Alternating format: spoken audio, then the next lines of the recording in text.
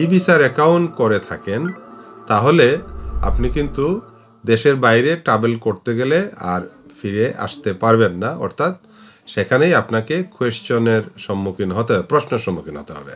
আসসালামু আলাইকুম। আজকে আপনাদের সামনে আমি একটা ইম্পর্টেন্ট বিষয় নিয়ে হাজির হয়েছি।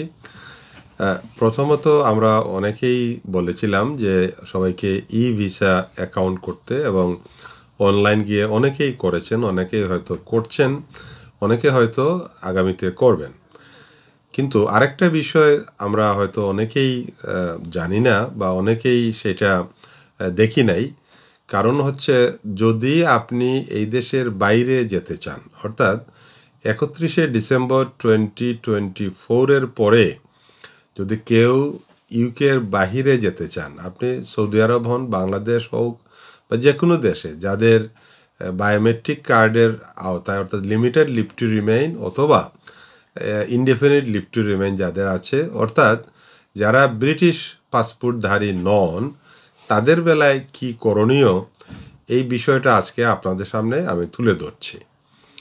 আপনারা জানেন যে এখন থেকে, অর্থাৎ জানুয়ারি 1 তারিখ থেকে 2025 আর কোনো ধরনের বায়োমেট্রিক কার্ড আপনাদের বহন করতে হবে না, কোনো পেপার ডকুমেন্ট কোনো কিছুই বহন করতে হবে না, সব কিছু অনলাইন থাকবে, অর্থাৎ ডিজিটালি অনলাইন সিস্টেম সব কিছু থাকবে।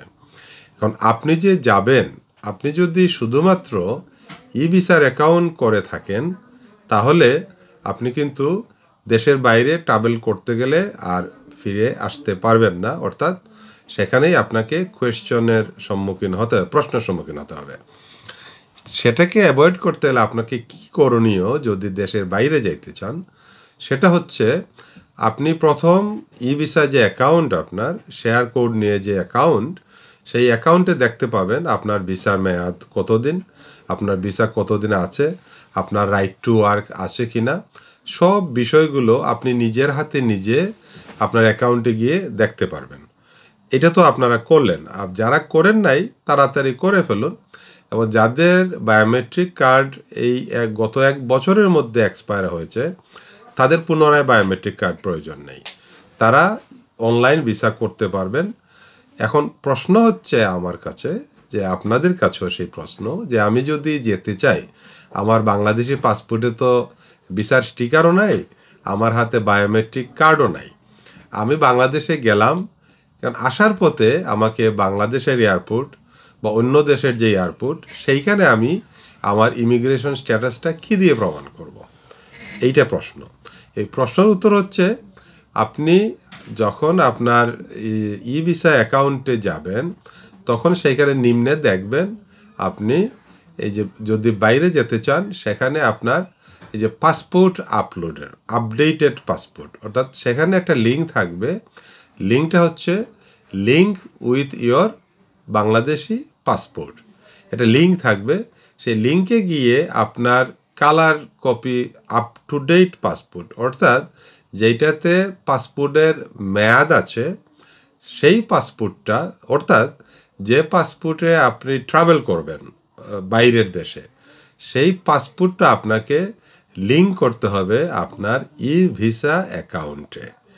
এবং এইটা আপনি যদি নিজে পারেন, অবশ্যই একদম সহজ, আপনার পাসপোর্টের একটা ফটো নিয়ে সেটা আপলোড করতে পারেন। তখন হয়তো কয়েক ঘন্টার মধ্যে সেটা আপ টু ডেট হয়ে ইউকে ভিসার যে ওয়েবসাইট, সেটাতে আপনার ভিসাটা আপ টু ডেট হয়ে যাবে। তখন আপনার এই পাসপোর্টটা যখনই কোনো এয়ারপোর্টে স্ক্যান করবে, আপনার পাসপোর্টটা কিন্তু এখন তো জানেন যে এমআরপি মেশিন রিডেবল পাসপোর্ট সবার বাধ্যতামূলক। এটার কারণ হচ্ছে, এই মেশিন রিডেবল পাসপোর্টটা যখন মেশিনে স্ক্যান করবে, তখন যে কোনো দেশের ইমিগ্রেশন অফিসার সেইটা দেখতে পারবে যে আপনার ইউকের ভিসা আছে, অর্থাৎ আপনার ভ্যালিড ভিসা আছে, ইনডেফিনিট লিভ হোক, লিমিটেড লিভ টু রিমেইন হোক, যেইটাই হোক, আপনার সেইটা আছে। তখন আর আপনাকে কোনো প্রবলেম ফেস করতে হবে না। যদি পাসপোর্ট লিঙ্ক না করে, হোম অফিসের সাথে আপ টু ডেট না করেন, তাহলে আপনি ওই পাসপোর্ট দিয়ে ট্রাভেল করতে পারবেন না। আপনাকে ডিফল্ট দেখাবে এবং সেই ক্ষেত্রে আপনাকে অনেক ঝামেলায় পড়তে হবে। এই ক্ষেত্রে আরেকটা প্রশ্ন হচ্ছে যে যদি কেউ বলেন যে আমার পাসপোর্ট এখন আমি নবায়ন করলাম বা আমি নতুন আর একটা পাসপোর্ট নিলাম, আমাকে কি করতে হবে? প্রশ্নের উত্তরটা অত্যন্ত সহজ। আপনাকে নতুন যে পাসপোর্ট সেটা আবার সেই লিঙ্ক পেজে গিয়ে আপনাকে বারবার আপডেট করতে হবে। কারণ আপনি যে পাসপোর্টে ট্রাভেল করবেন বাইরে, অর্থাৎ বাইরে যেতে চাইবেন, সেই পাসপোর্টটাই ইউকেবিআইয়ের যে ভিসার অ্যাকাউন্ট সেইখানে লিঙ্ক পেজে আপনার পাসপোর্টকে লিঙ্ক করতে হবে। এটা সুবিধা হচ্ছে কয়েকটা। আপনার যে আগে যে কার্ড হারিয়ে যেত সেই হারানোর সম্ভাবনা নেই, ঝামেলা নেই, লং কিউ দাঁড়াতে হবে না।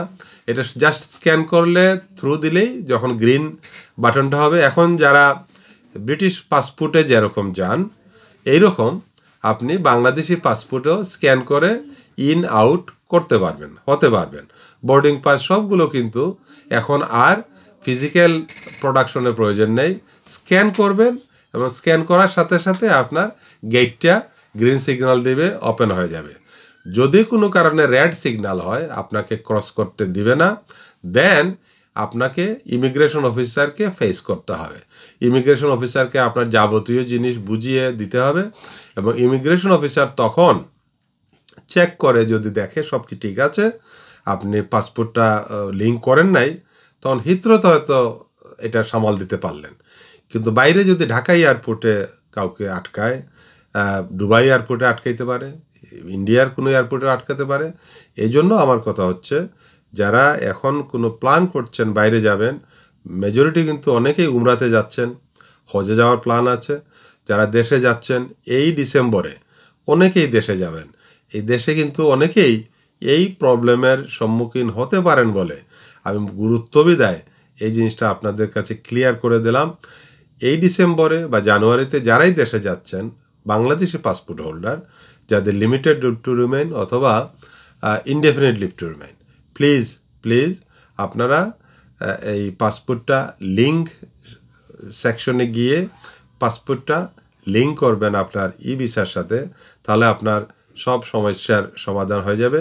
আপনার কোনো এয়ারপোর্টে আপনাকে হ্যাসল ফেস করতে হবে না, আপনি ফ্রি চলাফেরা করতে পারবেন।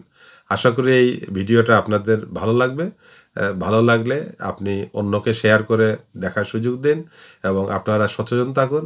আপনারা আইনে সবসময় আপডেট থাকবেন, এটাই আমাদের কাম্য, এটাই আমাদের। আপনারা সবাই ভালো থাকুন, সুস্থ থাকুন।